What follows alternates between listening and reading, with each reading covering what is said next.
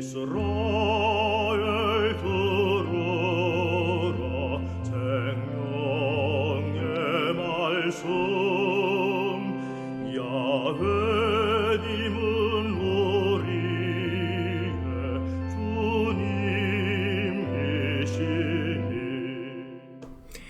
주님이시니. 예수님 안녕하세요. 오늘 9월 13일 성경 맛들이기 함께합니다. 성부와 성자와 성령의 이름으로 아멘. 말씀은 바로 네 곁에 있고 내 입에 있고 내 마음에 있다. 주님 성령의 빛으로 저희 눈을 여시어 주님의 길을 보게 하시고 저희 귀를 여시어 생명의 말씀을 듣게 하소서. 아멘. 성부와 성자와 성령의 이름으로 아멘. 열째 재앙의 예고. 주님께서 모세에게 말씀하셨다. 나는 이제 파라오와 이집트에 한 가지 재앙을 더 내리겠다. 그런 다음에야 그가 너희를 이곳에서 내보낼 것이다. 그가 너희를 내보낼 때에는 아예 너희를 모조리 이곳에서 내쫓을 것이다. 백성에게 일러 남자는 이웃 남자에게, 여자는 이웃 여자에게 은부치와 금부치를 요구하게 하여라. 주님께서는 이스라엘 백성이 이집트인들에게 호감을 사도록 해주셨다. 그리고 이 모세라는 사람은 이집트 땅에서 파라오의 신하들과 백성의 눈에 위대한 인물로 보였다. 모세가 말하였다. 주님께서 이렇게 말씀하십니다. 내가 한밤중에 이집트 가운데로 나아가겠다. 왕좌에 앉은 파라오의 맏아들로부터 맷돌 앞에 앉은 여종의 맏아들까지 이집트 땅의 맏아들과 짐승의 맏배들이 모조리 죽을 것이다. 그러면 이집트 온 땅에서 이제까지도 없었고 앞으로도 없을 큰 곡성이 터질 것이다. 그러나 이스라엘 자손들에게는 개조차 짓지 않을 것이다. 사람에게나 짐승에게나 그러할 것이다. 이는 주님이 이집트인들과 이스라엘인들을 구분하였음을 너희가 알게 하려는 것이다. 이렇게 되면 임금님의 신하들이 모두 내려와 저에게 엎드려 그대와 그대를 따르는 백성은 모두 떠나가 주시오 하고 말할 것입니다. 그제야 저는 떠나가겠습니다. 모세는 노기에 차 파라오에게서 물러나왔다. 주님께서 모세에게 말씀하셨다. 파라오는 너희 말을 듣지 않을 것이다. 이는 나에게 이집트 땅에서 더 많은 기적을 이루게 하려는 것이다. 모세와 아론은 파라오 앞에서 이 모든 기적을 일으켰다. 그러나 주님께서는 파라오의 마음을 완고하게 하셨다. 그리하여 파라오는 이스라엘 자손들을 자기 땅에서 내보내지 않았다. 파스카 축제. 주님께서 이집트 땅에서 모세와 아론에게 말씀하셨다. 너희는 이달을 첫째 달로 삼아 한 해를 시작하는 달로 하여라. 이스라엘의 온 공동체에게 이렇게 일러라. 이달 초 열흘날 너희는 가정마다 작은 가축을 한 마리씩, 집집마다 작은 가축을 한 마리씩 마련하여라. 만일 집에 식구가 적어 짐승 한 마리가 너무 많거든 사람 수에 따라 자기 집에서 가장 가까운 이웃과 함께 짐승을 마련하여라. 저마다 먹는 양에 따라 짐승을 골라라. 이 짐승은 1년 된 흠없는 수컷으로 양이나 염소 가운데에서 마련하여라. 너희는 그것을 이달 열 나흔 날까지 두었다가 이스라엘의 온 공동체가 모여 저녁 어스름에 잡아라. 그리고 그 피는 받아서 짐승을 먹을 집의 두 문설주와 상인방에 발라라. 그날 밤에 그 고기를 먹어야 하는데 불에 구워 누룩 없는 빵과 쓴 나물을 곁들여 먹어야 한다. 그것을 날로 먹거나 물에 삶아 먹어서는 안 된다. 머리와 다리와 내장이 있는 채로 불에 구워 먹어야 한다. 아침까지 아무것도 남겨서는 안 된다. 아침까지 남은 것은 불에 태워버려야 한다. 그것을 먹을 때에는 허리에 띠를 매고 발에는 신을 신고 손에는 지팡이를 쥐고 서둘러 먹어야 한다. 이것이 주님을 위한 파스카 축제다. 이날 밤 나는 이집트 땅을 지나면서 사람에게서 짐승에 이르기까지 이집트 땅의 마다들과 맛배를 모조리 치겠다. 그리고 이집트 신들을 모조리 벌하겠다. 나는 주님이다. 너희가 있는 집에 발린 피는 너희를 위한 표지가 될 것이다. 내가 이집트를 칠 때 그 피를 보고 너희만은 거르고 지나가겠다. 그러면 어떤 재앙도 너희를 멸망시키지 않을 것이다. 이날이야말로 너희의 기념일이니 이날 주님을 위하여 축제를 지내라. 이를 영원한 규칙으로 삼아 대대로 축제일로 지내야 한다. 무교절. 너희는 이래 동안 누룩 없는 빵을 먹어야 한다. 아예 첫날에 너희 집 안에서 누룩을 치워버려라. 첫날부터 이렛날까지 누룩든 빵을 먹는 자는 누구든지 이스라엘에서 잘려나갈 것이다. 첫날에 거룩한 모임을 열고 이렛날에도 거룩한 모임을 열어라. 이 두 날에는 어떤 일도 해서는 안 된다. 그러나 너희가 저마다 먹어야 할 것만은 준비해도 된다. 너희는 무교절 축제를 지켜야 한다. 바로 이날 내가 너희 부대들을 이집트 땅에서 이끌어냈기 때문이다. 너희는 이날을 영원한 규칙으로 삼아 대대로 지켜야 한다. 첫째 달 19날 저녁부터 그 달 20하룻날 저녁까지 너희는 누룩 없는 빵을 먹어야 한다. 이래 동안 너희 집 안에 누룩이 있어서는 안 된다. 누룩 든 것을 먹는 자는 이방인이든 본토인이든 누구든지 이스라엘 공동체에서 잘려나갈 것이다. 누룩 든 것은 아무것도 먹어서는 안 된다. 너희가 사는 곳에서는 어디서나 누룩 없는 빵을 먹어야 한다. 파스카 축제에 대한 지시. 모세는 이스라엘의 원로들을 모두 불러 그들에게 말하였다. 너희는 가서 저마다 제 집안을 위하여 작은 짐승을 한 마리씩 끌어다 파스카 제물로 잡아라. 그리고 우슬초 한 묶음을 가져다가 대야에 받아놓은 피에 담가라. 그것으로 그 대야에 받아놓은 피를 두 문설주와 상인방에 발라라. 너희는 아침까지 아무도 자기 집 문 밖으로 나가서는 안 된다. 주님께서 이집트인들을 치러 지나시다가 두 문설주와 상인방에 바른 피를 보시면 그 문은 거르고 지나가시고 파괴자가 너희 집을 치러 들어가지 못하게 하실 것이다. 너희는 이것을 너희와 너희 자손들을 위한 규정으로 삼아 영원히 지켜야 한다. 너희는 주님께서 약속하신 대로 너희에게 주실 땅에 들어가거든 이 예식을 지켜라. 너희 자녀들이 너희에게 이 예식은 무엇을 뜻합니까? 하고 물으면 이렇게 대답하여라. 그것은 주님을 위한 파스카 제사이다. 그분께서는 이집트인들을 치실 때 이스라엘 자손들의 집을 거르고 지나가시어 우리 집들을 구해 주셨다. 그러자 백성은 무릎을 꿇고 경배하였다. 이스라엘 자손들은 가서 그렇게 하였다. 그들은 주님께서 모세와 아론에게 명령하신 대로 하였다. 성부와 성자와 성령의 이름으로 아멘. 말씀은 내 발의 등불이요 나의 길의 빛이옵니다. 주님, 저희가 성경을 생명의 말씀으로 믿고 기도하며 살고 선포하게 하시어 언제나 성령 안에서 평화와 기쁨을 누리게 하소서. 아멘. 성부와 성자와 성령의 이름으로 아멘.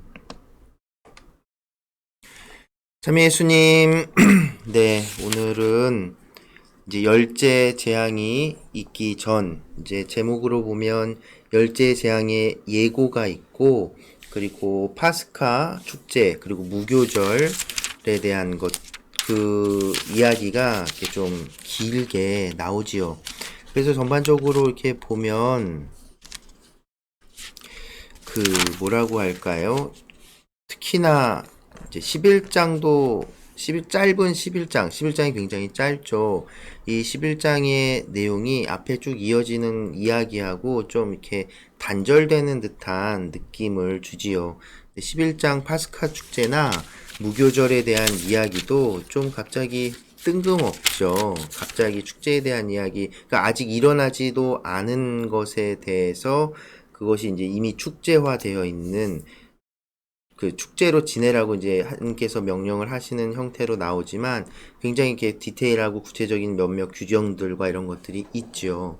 이제 하나님께서 그렇게 뭐 말씀해 주신 것으로 이렇게 표현되고 한데 그 반복되고 뭐 이런 것들이 이렇게 좀 있습니다. 그래서 좀 문학적으로 그러니까 이렇게 내용을 이렇게 이야기 흐름상에서 볼 때는 좀 뭔가 단절이 생기는 느낌을 지울 수가 없지요.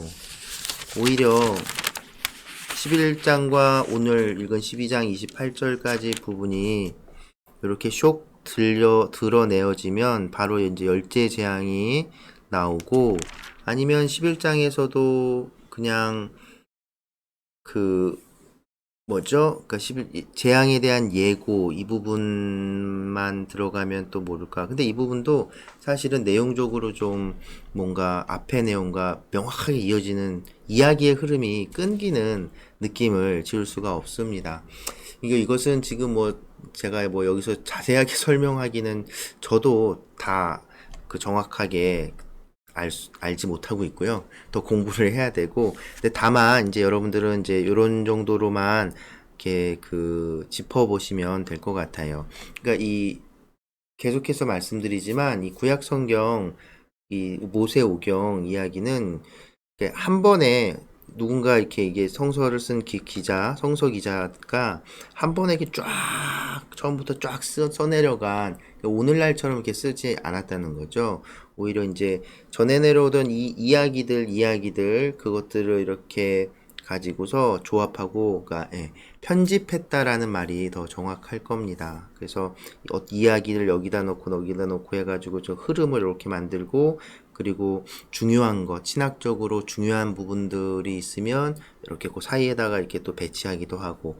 그러니까 이제 11장과 12장 이 부분은 이제 그러니까 재앙의 예고가 있고 그냥 열째 재앙이 이렇게 있을 것이다라고 하면 앞에까지 흐름과 연결이 되죠. 그리고 우리가 살펴봤던 것처럼 첫째 재앙부터 아홉째 재앙까지는 세 개씩 이런 어떤 그 분명한 문학적 구조가 있잖아요. 그래서 하나의 이야기인 것이 이렇게 드러나죠. 그런데 11장, 12장 오늘 읽은 부분, 이 부분은 이제 앞에 이야기하고 이렇게 끊어지는 하나의 이야기처럼 보이지 않는 그런 느낌이 든다는 거죠. 그래서 이것은 이제 이런 편집의 차이. 그래서 파스카 축제라는 것, 그리고 무교절 축제라는 것이 이스라엘 민족에게 얼마나 중요한 축제인지를 이제 드러내고 있는, 그러니까 제가 앞에서 했던 원인, 어떤 그 뒤에 그 지내고 있는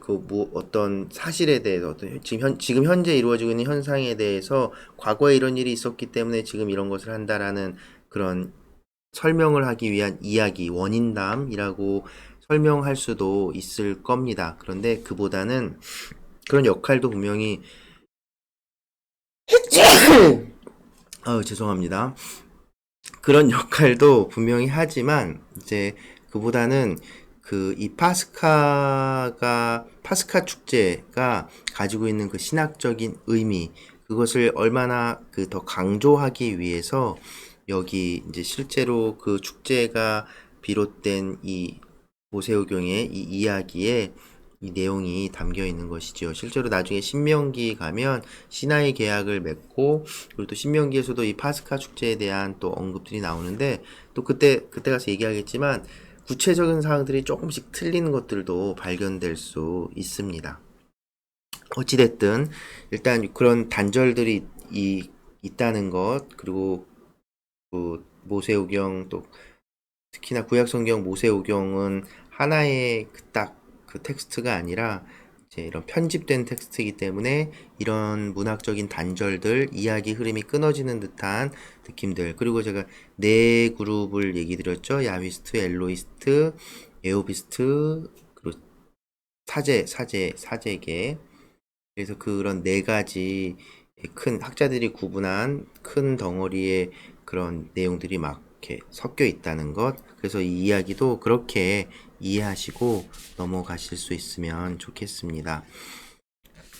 내용적으로 보면은 이제 아홉 제장이 끝나고 그리고 그러고서도 파라오가 그 마음이 움직이지 않죠. 그 이야기를 한 번 더 강조합니다. 근데 이제 10장에서 이미 파라오하고 모세하고 헤어지면서 다시 보지 말자고, 너 다시 보면 죽는다, 그렇게 경고했는데 또 모세가 파라오 앞에 나가서 파라오한테 얘기한 것처럼 보이죠. 그런데 어쩌면 그 이야기 흐름상으로 이제 우리가 유추해 보면 이제 그 10장에서 9제장이 끝나고 나서 헤어지기 전일 수도 있는 거죠. 모세가 파라오가 이렇게 너 죽을 거다 그러고 한 거 그때 이제 이런 열째 재앙에 대한 예고가 나갔을지도 모르지요. 그리고 이 이집트에 이런 재앙이 무서운 재앙이 있었던 이유에 대해서 다시 한번 강조하죠. 그것은 알미라는 것과 알미라는 주제와 연결시킬 수 있습니다. 그러니까 바로 하느님을 아는 것, 이집트뿐만 아니라, 그러니까 이스라엘 백성이 하느님을 아는 것도 중요하고, 하느님이 어떤 분이신지, 그리고 이집트인들도 하느님이 어떤 분이신지를 아는 게 중요했던 겁니다. 그래서 당신 자신이 어떤 존재인지, 누구인지를 드러내기 위해서 파라오를 이제 파라오의 마음을 이렇게 완고하게 하셨다는 그런 것이고, 그리고 재앙이 펼쳐지도록, 그래서 그것을 통해서 이스라엘 백성이 어떻게 구원되도록 어떤 능력을 가지고 어떤 힘을 가지고 이스라엘 백성을 이끌어내고, 또 여기서 파스카 축제에서 보면 이집트인들과 구분 지었는지 성별이라고 하기도 하죠. 그래서 이스라엘 백성은 자기들이 이제 선택된 민족이다, 백성이다 라는 그런 의식들도 가지고 있습니다. 아무튼 그래서 이제 그런 좀 오늘은 좀 복잡한 이야기가 됐는데요. 어쨌든 그런 신학적인 굉장히 중요한 주제들을 강조하기 위해서 이 이야기가 이렇게 좀 첨가되었다고 보실 수 있습니다. 그리고 나서는 이제 파스카에 대한 이야기가 나오지요. 파스카 축제하고 무교절이라는 두 가지 축제가 나오는데, 사실은 이것은 서로 다른 연구 결과, 그러니까 그 다른 축제였어요. 하나의 지금 탈출기에서 얘기하는 것처럼 하나로 지내던 축제가 아니라 파스카 축제가 있고 무교절 축제가 있었던 겁니다. 무교절 축제는 오히려 그 유목 생활할 때가 아니라 농경 생활로 넘어갔을 때 생겨난 축제로 보여요. 그 이제 전승이나 이런 것들을 연구를 해보면 그렇습니다. 그런데 이제 이 두 축제가 합쳐진 거죠. 파스카 축제의 무교절 축제가 이제 붙어서 그 신학적 의미를 이렇게 뭐랄까요? 합쳤다라고 보여집니다. 그리고 또 중요한 것은 이제 파스카 축제를 중심으로 이스라엘 민족의 이 시간이란 달력, 시간이 이제 형성이 되죠. 파스카 축제가 이제 시작이 되는 거예요. 이것은 지금 우리에게도 큰 의미가 있습니다. 우리도 이제 우리 그리스도교의 파스카, 부활 축제가 우리 전례력 안에 중심이죠. 그 전례력 안에서 부활 축제를 중심으로 나머지 일정과 그 모든 미사, 전례, 그런 시기 이런 것들이 다 결정이 되는 겁니다. 부활 대축일이 결정이 되고 부활 대축일을 중심으로 그렇게 아무튼 그래서 파스카 축제와 오늘은 이제 좀 막 여러 가지 뭐랄까요 성서 좀 외적인 이야기들이 좀 많이 있어서 설명하기가 쉽지가 않네요. 여튼 파스카 축제와 무교절은 그 다른 축제가 두 개가 이렇게 합쳐져서 이제 파스카를 기념하는 그런 축제처럼 형성이 된 것으로 보여집니다. 이스라엘에 이제 3대 축제가 있어요. 그 뭐냐면 이제 해방절, 이제 파스카와 무교절 축제, 이게 해방절이고, 그리고 수학절 혹은 이제 우리가 오순절이라고 많이 들었을 거예요. 이제 그래서 그 오순절에 성령 강림 사건이 일어나기도 하죠. 그리고 성서 안에서 보면 이제 추수를 기념하는 축제, 그걸 이제 초막절이라고도 표현되는 그 이스라엘의 3대 축제인데, 이것들이 이제 제사 규정과 이런 것들이 나중에 이제 이 모세오경 안에서 다 드러나게 됩니다.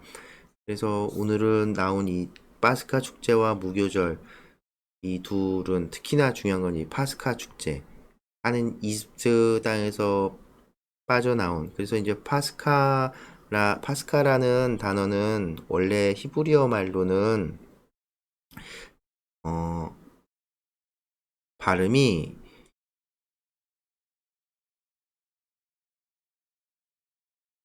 잠시만요.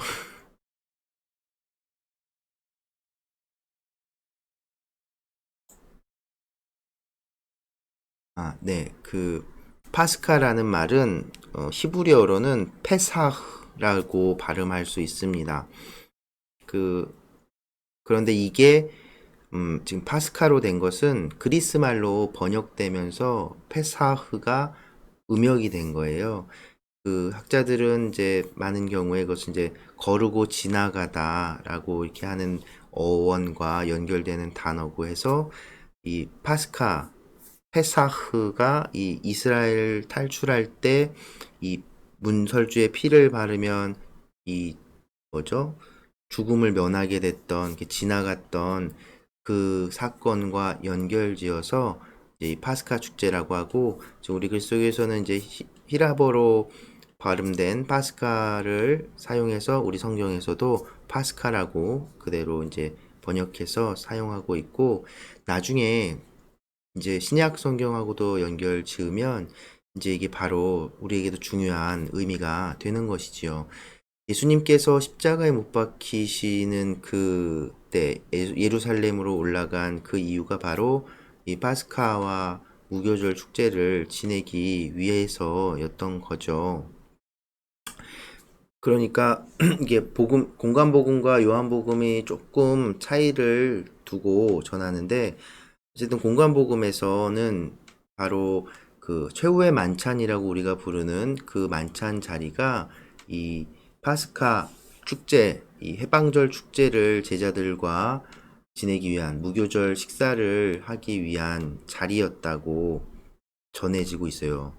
그런데 요한복음에서는 조금 다르게 그 해석을 하죠. 그래서 어떻게 뭐라고 얘기하냐면, 요한복음에서는 이 그 파스카 전날 식사라고 하는 거예요. 그래서 파스카 당일날에 그 양을 잡아서 제물로 바쳐야 되잖아요. 작은 짐승. 그래서 이 작은 짐승을 바치는데, 그 파스카 당일날이 바로 예수님이 십자가에 못 박혀 돌아가신 날이다라고 이렇게 사실은 사건을 신학적으로 이렇게 좀 해석한 것. 그래서 무엇이 더 맞는 것인가라고 정확하게 지금은 알 수는 없습니다. 그런데 어쨌든 그런 공관복음서와 그 요한복음에서 둘 다 사실은 예수님과 제자들이 마지막으로 나눴던 그 만찬의 자리가 가지고 있는 특별한 의미를 드러내기 위해서죠. 이집트인들이네. 히브리인들, 이스라엘 백성은 바로 이 파스카 사건, 그 이집트에서 탈출할 때 그 마지막 10번째 재앙, 결정적인 그 10번째 재앙에서 이제 이집트인들과 온전히 구분되고 그 죽음이 이렇게 쓱 스쳐 지나가게 했던 그 사건을 오늘 함께 읽은 내용에서처럼 계속해서 기념하고 그 예식을 통해서 그 사건을 기억하는 겁니다. 그래서 그것은 단지 옛날 일을 떠올려 갖고 아이고 회상하고 하는 것으로 끝나는 게 아니라, 바로 오늘 그 사건에 대해서 이런 예식을 통해서 재현하면서 하느님께서 우리를 구원해 주시는 그것이 오늘 지금 이 순간에도 그대로 이루어진다라고 하는 현재성을 갖게 되는 그런 의미를 이제 부여하는 것이지요. 똑같이 우리 그리스도인들도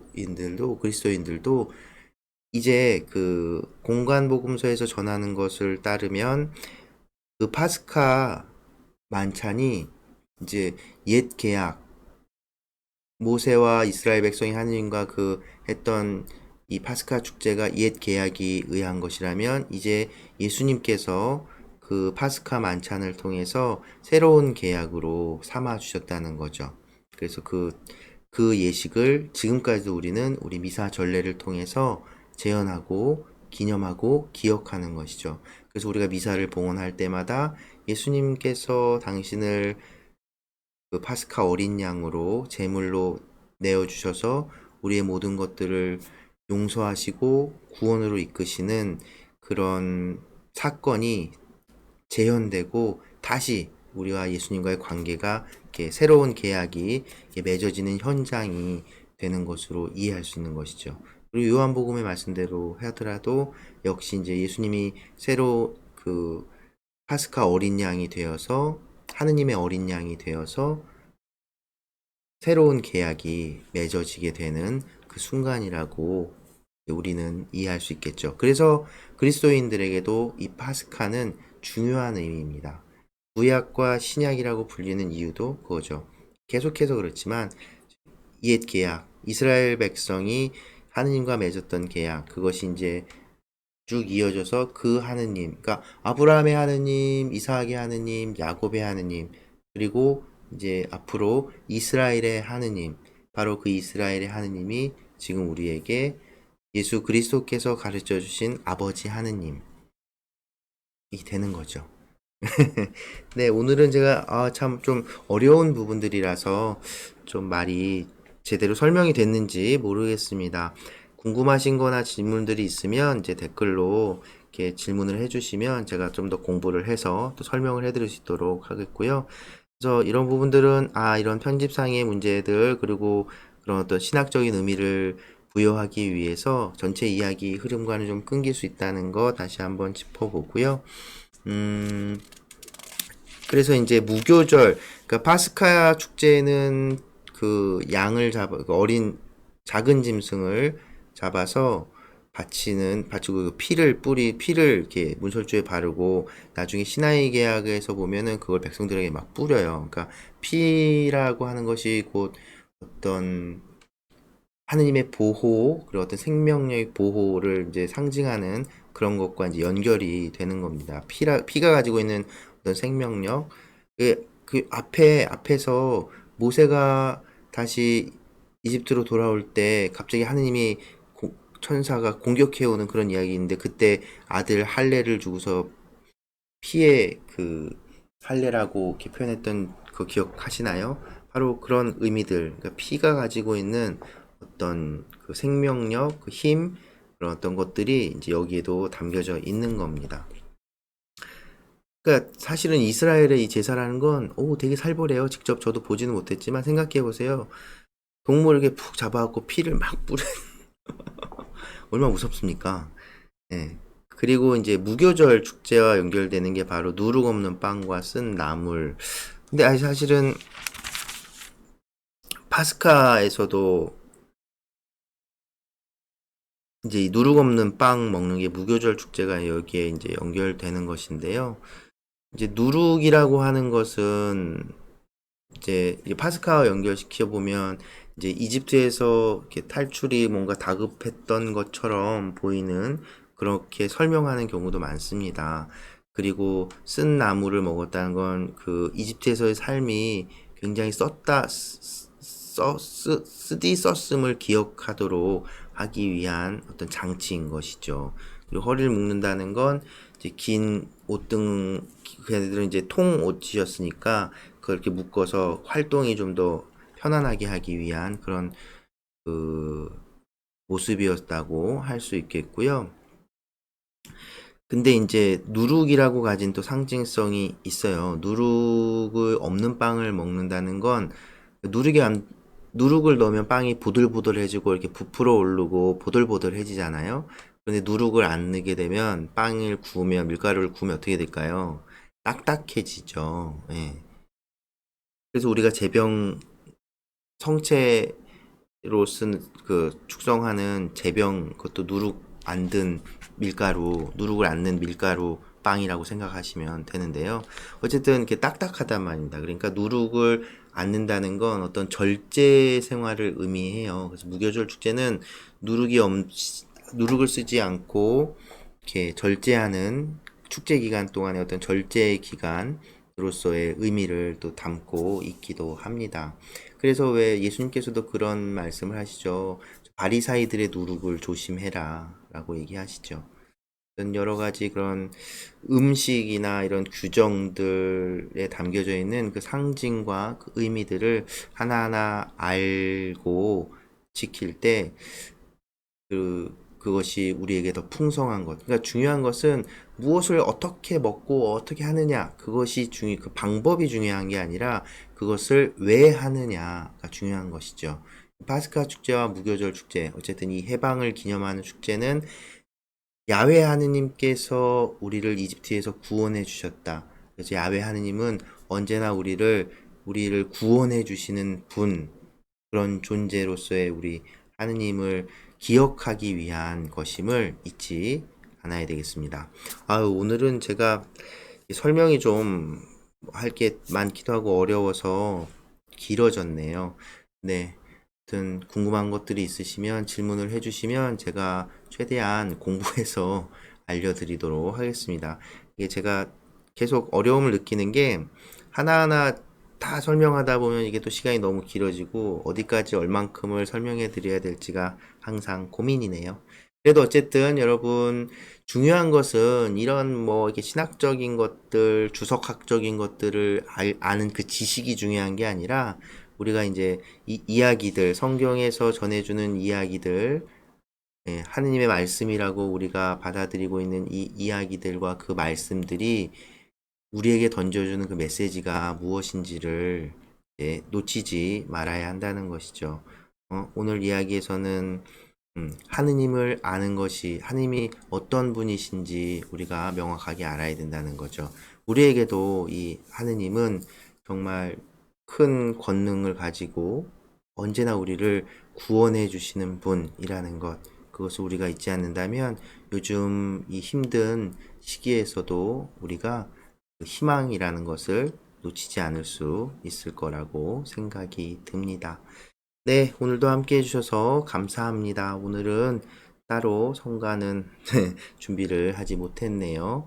네, 여러분들 계속해서 이 성경 맛들이기, 그러니까 매일 성경 읽기, 이렇게 포기하지 마시고, 그리고 하루 이렇게 놓치면 또 그 다음날 거 같이 읽는다 생각하고, 밀렸다고 생각해서 앞에 거 다 읽으려고 하기보다는, 놓쳤으면 다시 그날부터 그날 읽을 것들을 같이 읽어 나가실 수 있으면 좋겠습니다.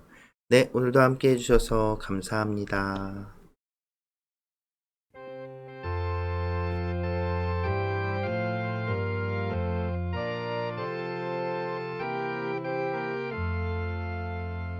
Israel